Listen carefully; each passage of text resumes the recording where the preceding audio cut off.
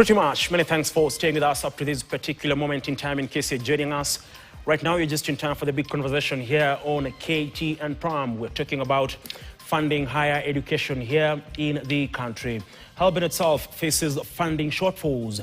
And this comes even as 202,000 students have today been placed by the placement board to various universities here in the country. How will the funding shortfalls affect the learning or the progression of students who are not just currently are in their tertiary level of education, but also those who are transitioning from secondary school to the tertiary level? And of course, joining us this particular evening to make sense of that conversation, and of course, do let us know more about these funding shortfalls and many other issues surrounding the funding of higher education here in the country, is none other than former House Speaker, Honorable Ekwee Ethuro, who is the chairperson of the Higher Education Loans Board. A very good evening to you, sir.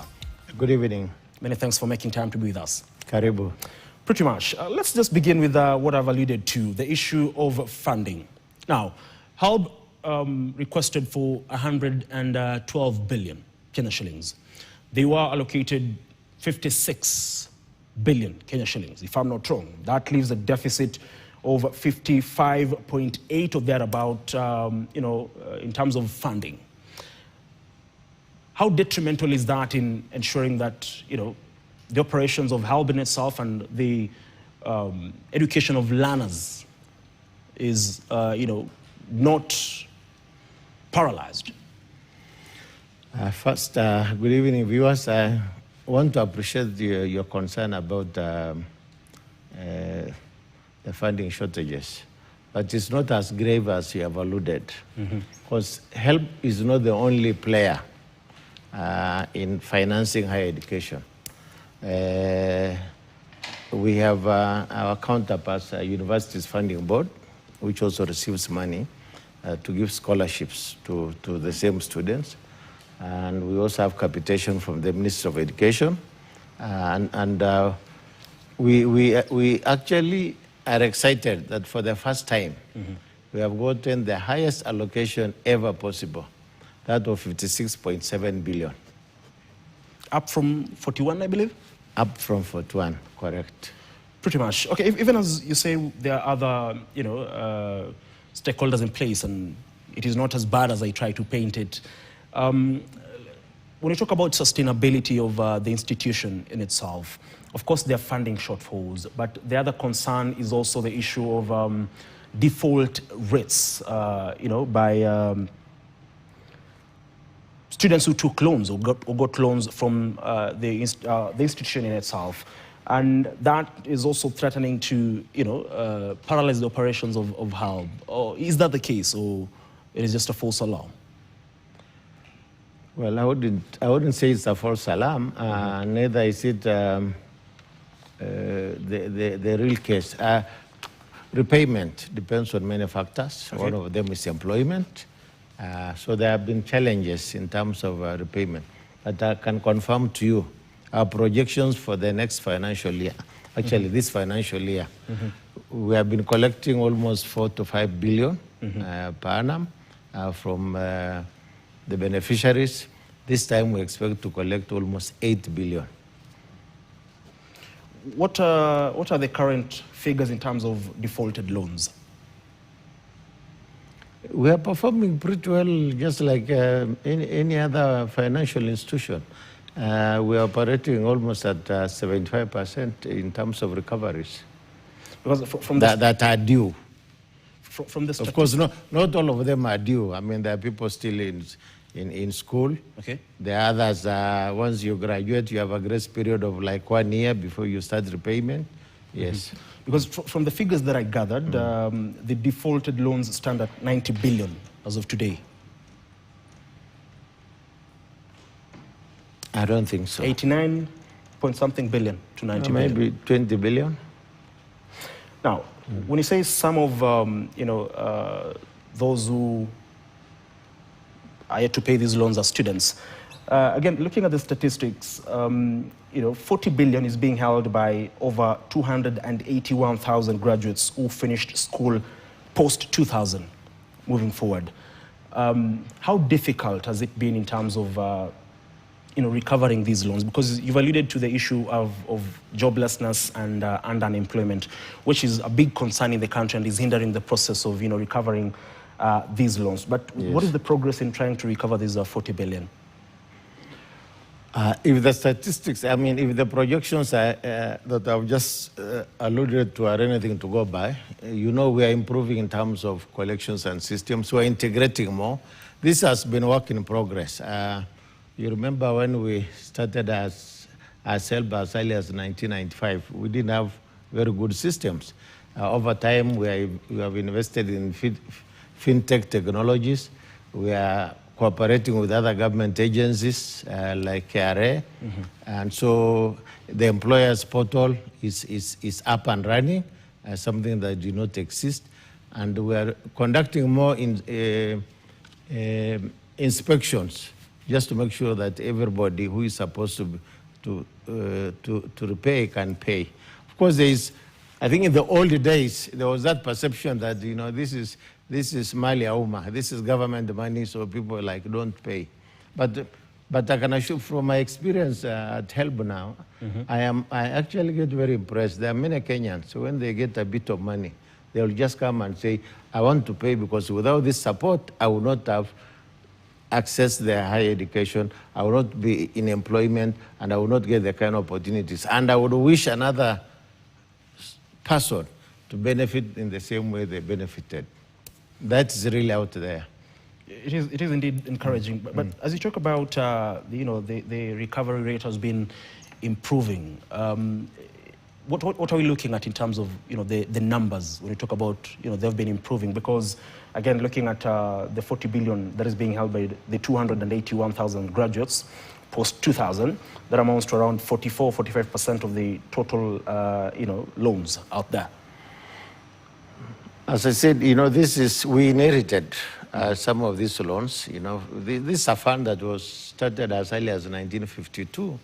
It gained currency in terms of being a bit topical in 1974.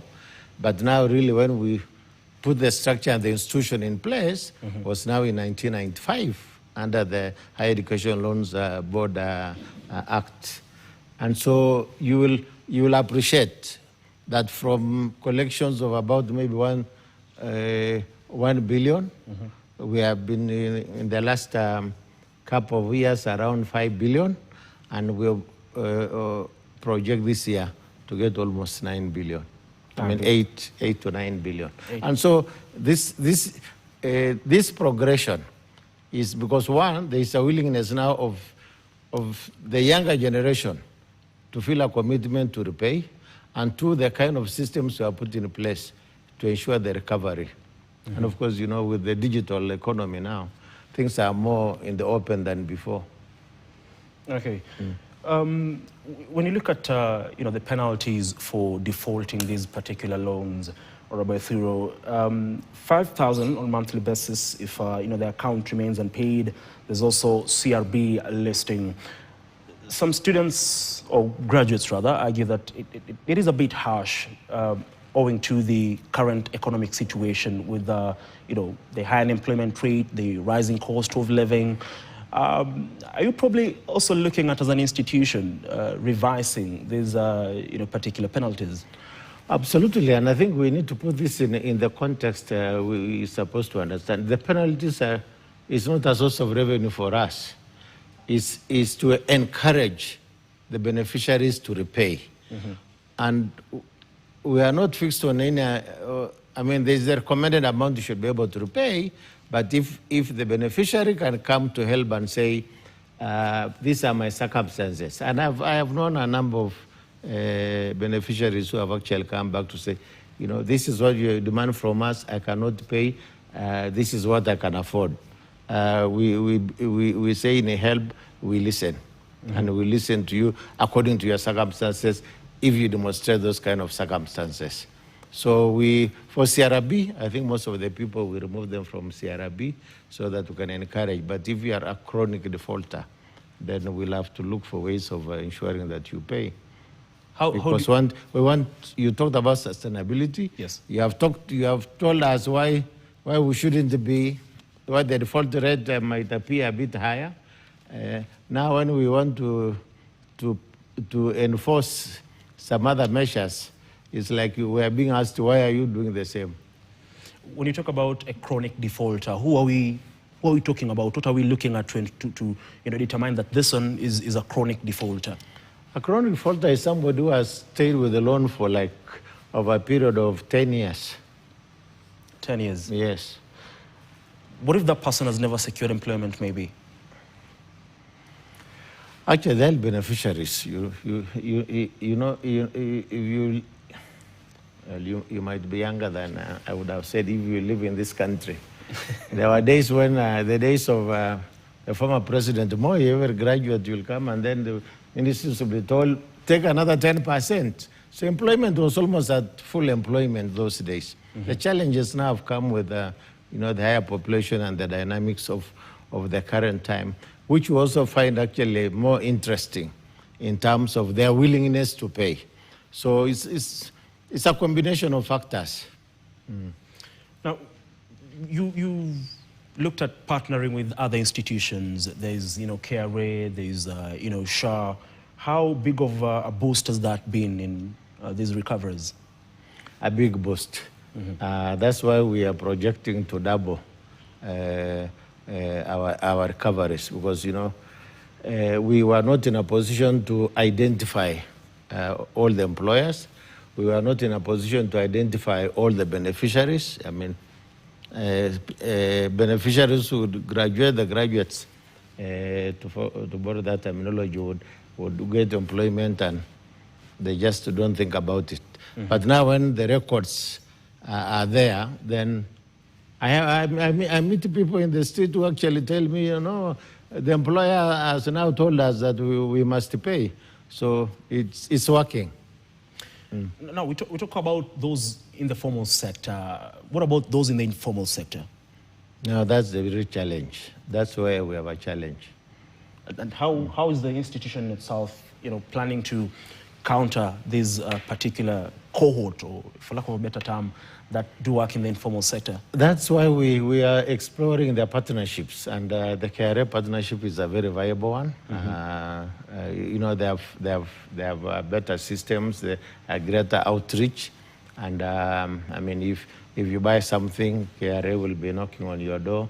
So once we have that kind of information, and it's not that we are just coming for you to say, if you don't pay, you go to jail. No, we are just saying, hey, you remember those days of Kenya Power? Red Kilowatt will tell you, I have worked for you for this, you just have to pay this little.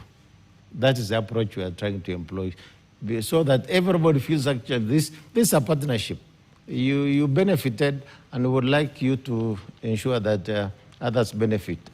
And for us, in the long run, if we can create that a fund that is sustainable, that will help remove some of these things from the pressures from the exchequer. Mm-hmm. I mean, the country, there are many competing demands on the same resource envelope, and so unless we find ways of doing it, and I think this is one of those good ideas that we believe, if in the fullness of time, I think the country will be extremely excited about it. Talking about partnership, is HELB as an institution, trying to see whether they can get alternative, revenue sources, be it through partnerships like you said, be it through bonds, or maybe even, alumni contributions? I think you have the finger on it.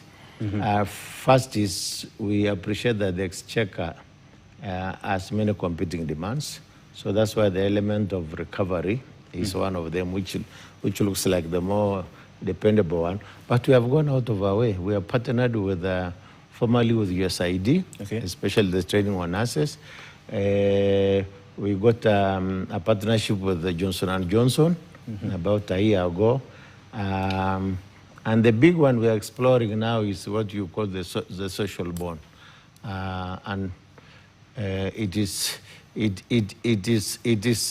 beyond me to comment on that, but I can assure you there is very good thinking at that level.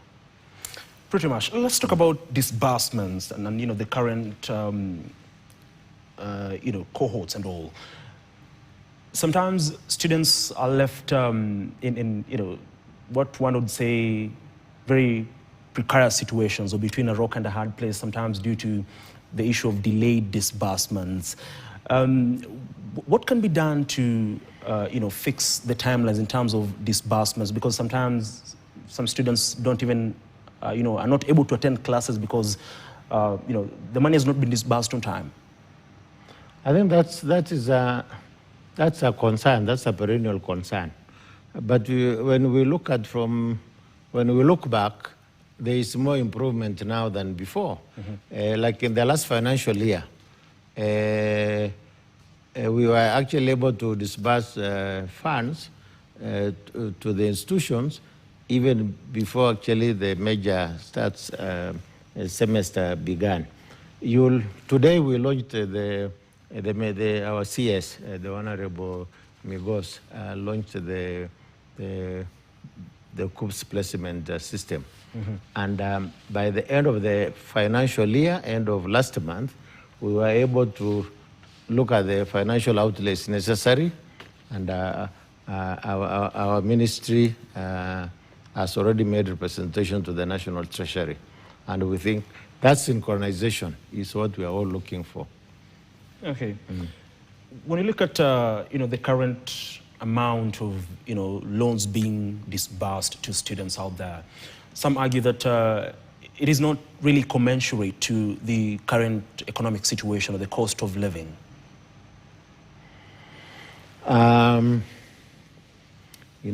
Money will never be enough. All of us would want more money. If we are working, you would want a pay raise. But from our calculations, students are getting sufficient. With the new funding model, which is student-centered, we are able actually to tell that this is, we worked with the universities, and so we are able to tell this is what the universities have done. And if you remember when we started this funding model, there was a bit of hue and cry, and it was revised, where the program costs were actually brought down by government. Okay. And so we believe this is manageable. Of course, yes, it is indeed true that the university fees were revised down from between 15 to 40% by the government. But you've talked about the funding model in itself. There are concerns because the funding has been reducing ever since the model started working. And some say that is a bit detrimental to higher education in itself. Because if you look at the funding, it has been somewhat reducing since this particular model was rather kicked off, the application of this particular model in terms of funding to students. Actually, to the contrary. We have only alluded in the last two financial year. I mean, we are now proposing 56.7 billion from 41 billion. Is that reducing or increasing? I'm saying in terms of the model. Yes, and it is the same model. So that's one aspect in terms of the resource display that is going to the beneficiaries and the institutions. That's one.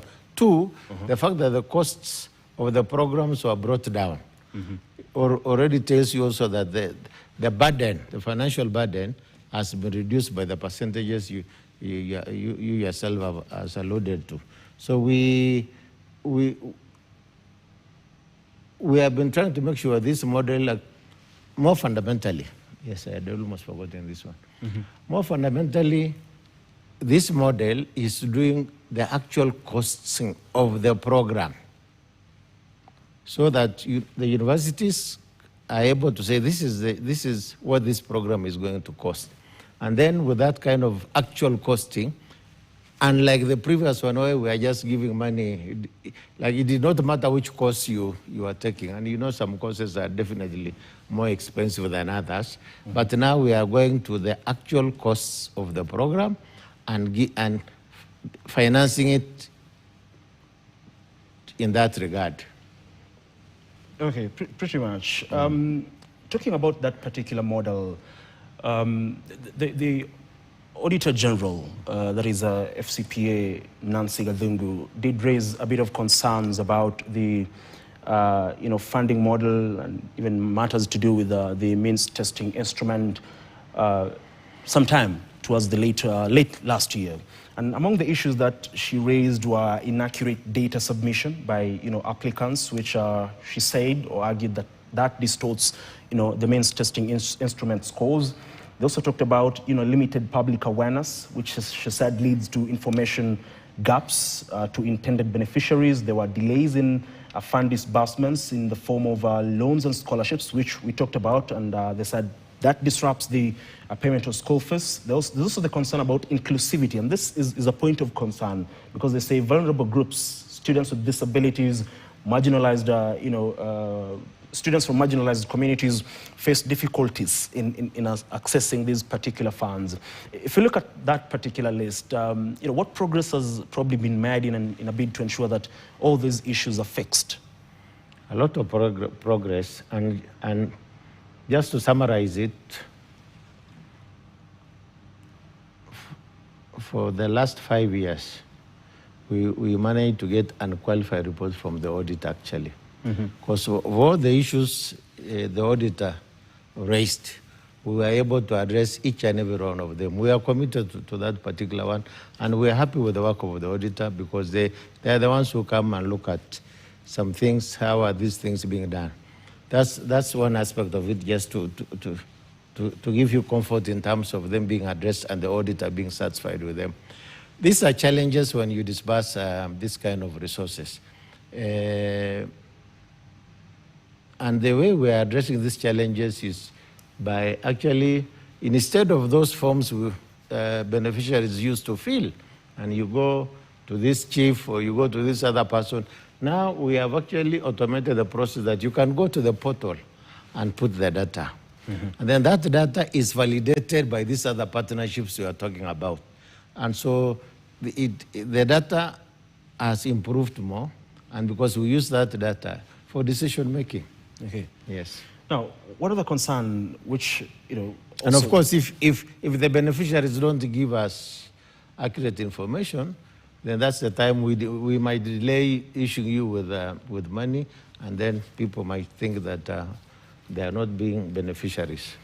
Now, in terms of the institution that you also chair, they said that there's lack of integration with the placement service system to ensure seamless tracking of funds. This is very crucial to ensure that the funds that are also given out to students can be tracked in a more efficient way.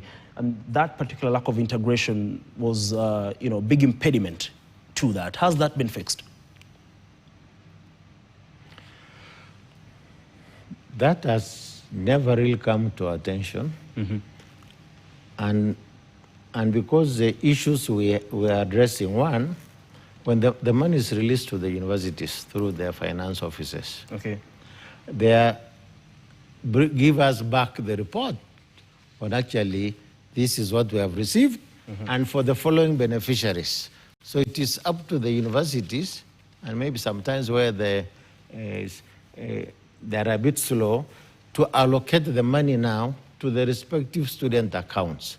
So that's at the institutional level, in order to say, to make the determination that this student has actually paid the tuition and the rest. The second aspect is the money that actually goes to the student for their own upkeep. We have open space. We are partnered with Safaricom, where we can actually send money to your Safaricom wallet. Before, it was through the banks. But then we also found there were challenges there. So we have expanded all these opportunities that you wish. And even those ones who don't have identity cards, graciously, the Post Bank can open an account for you. Okay, we'll come back and talk about more in terms of this funding model that we have in place, and also the issue of placements, which happened today. But that will be in a moment rather, after this brief breather. Do stay with us.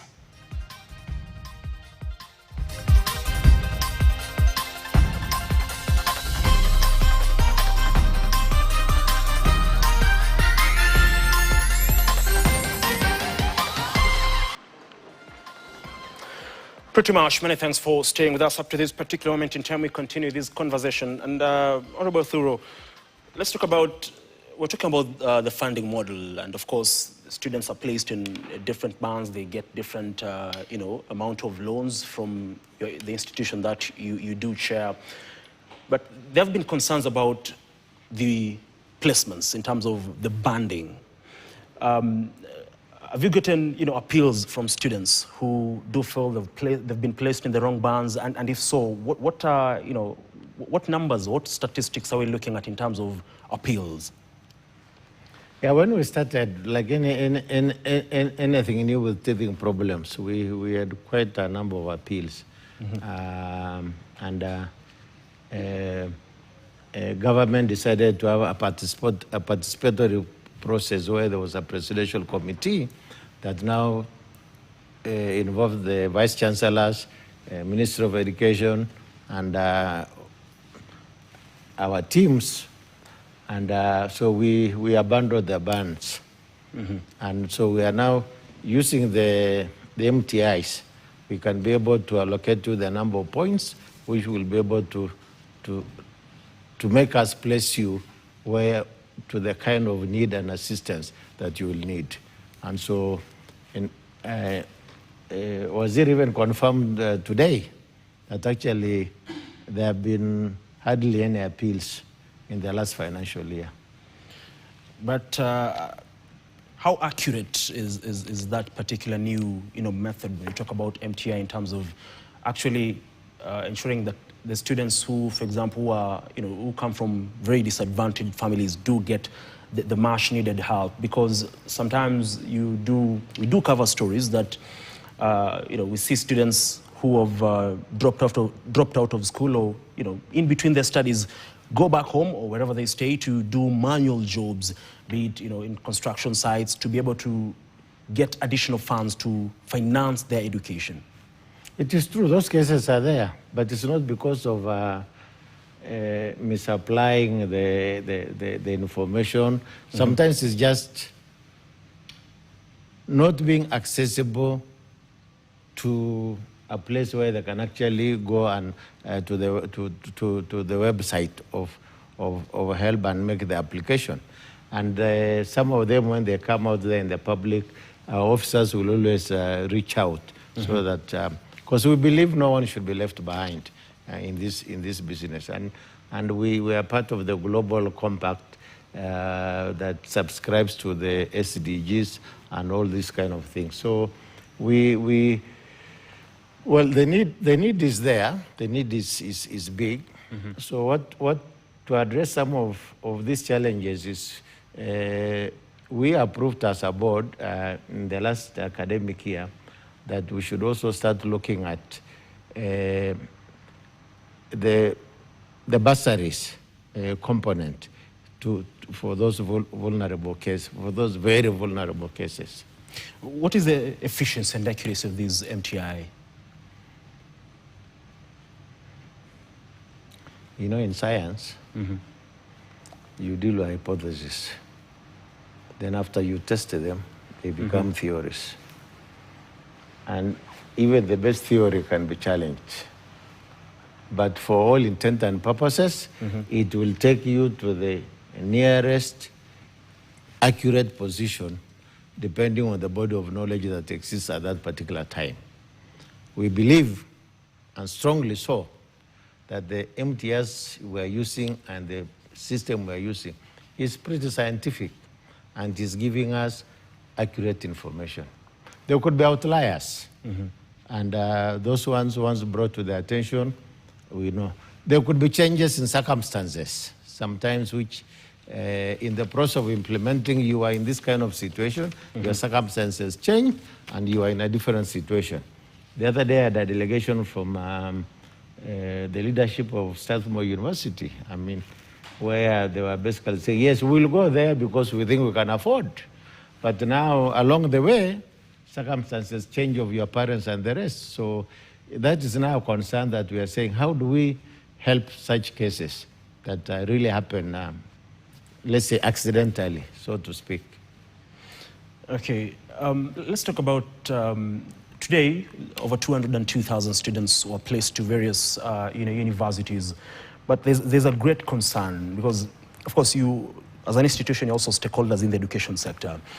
There's a concern because around 51,000 students who were eligible to apply for degree slots in the universities here in the country opted not to apply. There are more who also did not apply and they opted to join TVETs. From where you sit as an institution, as stakeholders, why do you think this is happening? And maybe some argue that this could be somewhat also attributed to funding. What do you think about that? Is it worrying or still fair enough? No, it is worrying. Of course, for starters, universities and TVETs are part of their education. Mm-hmm. So in terms of our mandate, whichever you decide, we can be comfortable. But of course, in terms of manpower development, as a nation that we have committed ourselves, we would like to see more of these people going to for these advanced degrees. But there is also a clear need now in the country for more of those TVET courses. And so a student has to rationalize and say, maybe I need. Actually, I know of cases myself, mm-hmm. where a student says, I take this degree course, the job market is not good enough.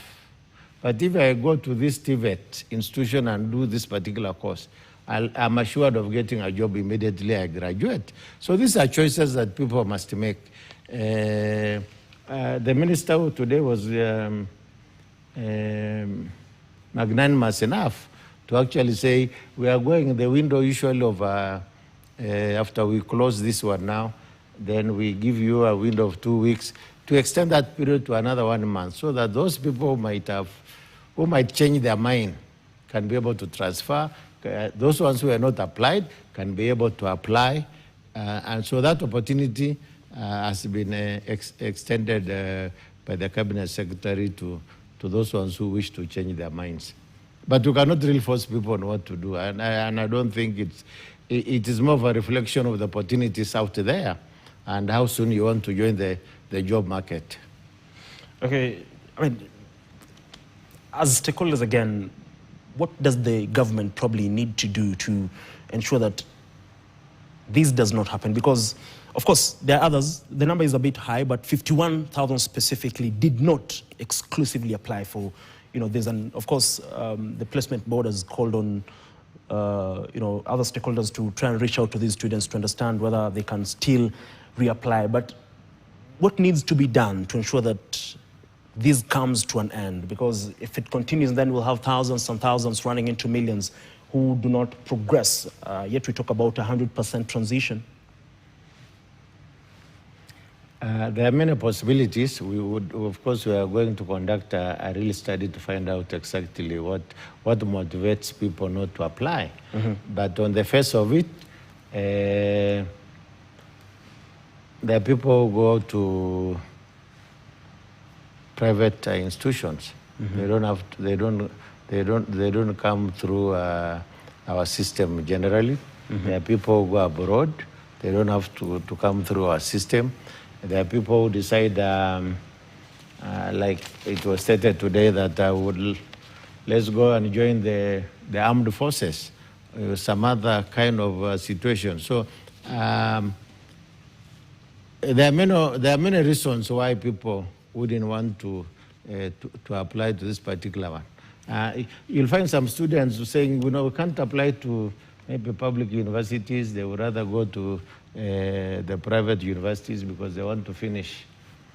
And they think that there are more riots in public universities, more often they are prone to riots than other places. And sometimes you find these are the ones actually who cannot even afford the private universities. But because of they want it to be so soon, and hoping that other funds like the CDF, like the ward funds, like the county funds, can also come to help meet the funding gap.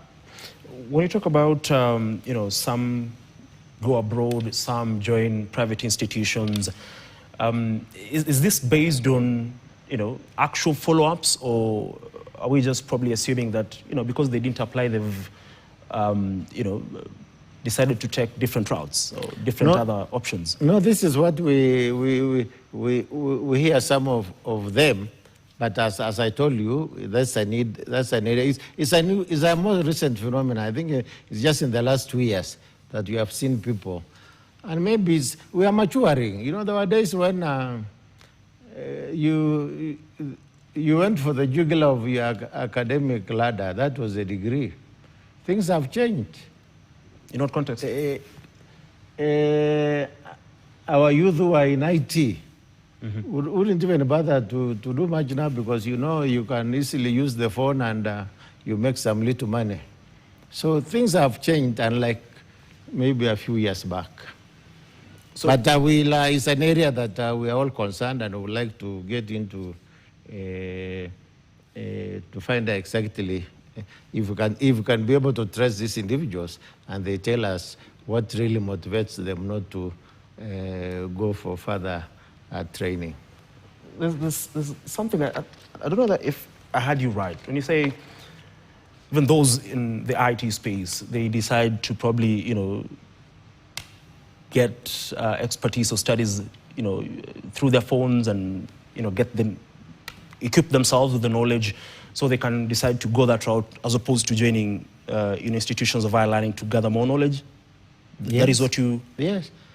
When I was in high school, we all wanted to be medics. They still want. If you saw the S and the I's, I mean, you have a capacity of 702, and the applicants are 6,500.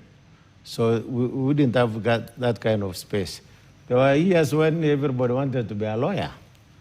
There are students these days, they would rather go elsewhere because the opportunities are diverse. Do you as stakeholders approve this? Are you okay with it, or it raises serious concerns, though? Because at the end of the day, one would argue that if today I'm going to seek a service somewhere, it is my hope that the person who will serve me is fully qualified and has undergone proper, training to offer me the service that I need today. So when that happens, how does that affect the provision of... Ketanya, I think you are dealing with a different problem. There's a difference between a qualified person who has been trained than a person who decides, I am going to be trained in a different subject, not the one that we think they should be trained on. I've given the statistics of medicine that were given today. Mm-hmm. Those were actually qualified, all of them, to go for medicine. But if, one, the space is not there, two, if they elect to go elsewhere, we are being told today of a story where somebody just says, I went to medicine for 1 semester and then comes and says, no, I think this is not what I want to do. I want to do something else. Surely. Why would you want to deny that individual the opportunity to pursue their dreams? Our job as HELB is empowering dreams. It is you to decide the dream you want to pursue. We were talking about those students who opted not to, apply for these positions. Mm-hmm. But let me take you back a little bit. When you talked about the reduction in fees by the state, and that happened sometime late last year, so that to ensure that more students can be able to access education. How detrimental is that to universities? How sustainable can universities be with such moves? Because stakeholders in the education sector are also raising concerns about the system, how universities can be able to sustain themselves with that particular move. In fact, when that happened, we were able to remove a number of universities from literally being insolvent, because the funding model itself mm-hmm. was looking at the actual costs. The payments were being made, and the chairman of the Public Universities Forum and the chairperson of the representative of the Private Universities Forum, both of them sit in my board. And so we get live, real information from the stakeholders. Okay. Now, back to HELB as an institution. Yes. When you talk about these defaulting rates, you alluded to making progress. But one concern which I've also gotten here is that we're making progress, but the amount of loan keeps on, piling or growing. How is that making progress when the amount keeps on growing? Candidates of KCSE 2025, 993,000. It's our projection. Candidates for this year will be over 1 million. So you must also look at the population growth rate vis-a-vis. The numbers we keep supporting are more than the numbers graduating. Okay. So that element, that potential, in other areas they will tell you if there are young people in an economy, you say it is a youth dividend. So that's what increases the amounts of the loans that are out there.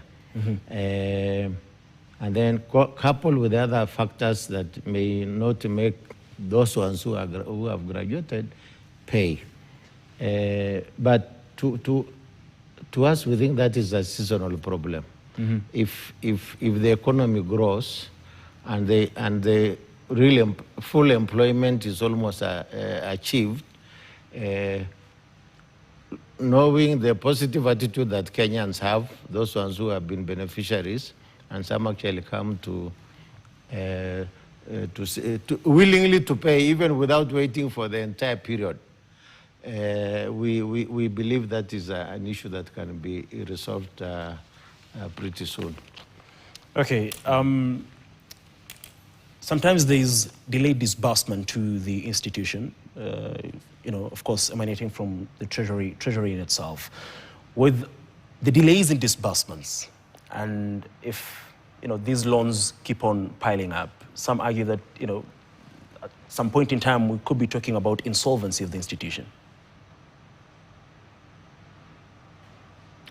Could. But is that the case? Delay is not saying that you are not going to get your money. It's a cash flow problem. And so we have worked very well with the Treasury through our parent ministry, so that like I was telling you, towards the end of last month, we were able to give our parent ministry the kind of cash flows we need for onward transmission to the Treasury. Treasury has a lot of competing demands, so they may not give you this week, but they will give you the following week. So I think sometimes people just say, because it is now the beginning, it is now 1st July, 2026, we need our money. It doesn't work that way. But then it affects the operations, but either way. Yeah, it does. Yes. But in the fullness of time, you'll get your money. At that time, maybe, they'll have missed their sessions. Not quite. Vice Chancellors have been sympathetic also as well. If they know that we have already allocated this student money, that's like what I see more in our banking sector these days. If you have an employment letter, we can give you a loan on the basis of your pay slip. The aspect of the school fees is one thing. There's also the other aspect of upkeep, because most of the students, especially from disadvantaged backgrounds, depend on these funds for upkeep. So if one is not able to get these funds on time, then it means probably they might not be able to pay their rent. They might not be able to provide food for themselves, and that in a way or two affects the learning process. They might not be able to attend sessions because they're forced to go and do manual jobs so that they can be able to pay their rent or buy food. You'll be pleased to know, at least in the last 2 years, we have been able to pay upkeep in time. Is it so? Yes. Because we've had students, complaining about late disbursements, as even late last year. No. I have my records. We have been able to disburse the disbursements, upkeep in a good time. In fact, the people who should be complaining about delayed disbursements could be the universities. But for the students, for all the good reasons you have mentioned about their living situation, we prioritize the upkeep. Now, Honorable Ethuro, there's a graduate out there who has not yet paid the loan that he or she was granted and is unemployed today. It could be 4, 5 years, 10 years, 11 years. As the chair of the Higher Education Loans Board, you're of course following up on these default graduates who have been termed as defaulters, regardless of the situation that has led to them not being able to pay these particular loans. What would you tell them today?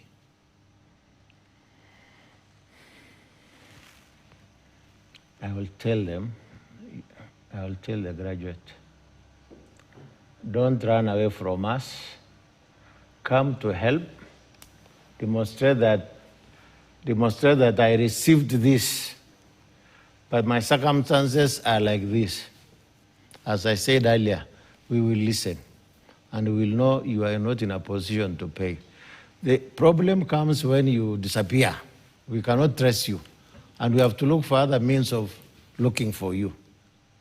But if we are really forthcoming and be able to demonstrate, even if you bring us, the last time I was in Spice, I was telling them, even if you bring 200 shillings, we'll understand you. We are closing this particular conversation, but probably in terms of numbers, in the last 1 year, how many defaulters have you traced? Good question. I don't have the figures, but what I know, my officers will send reminders to whoever is due to pay. The chronic ones we give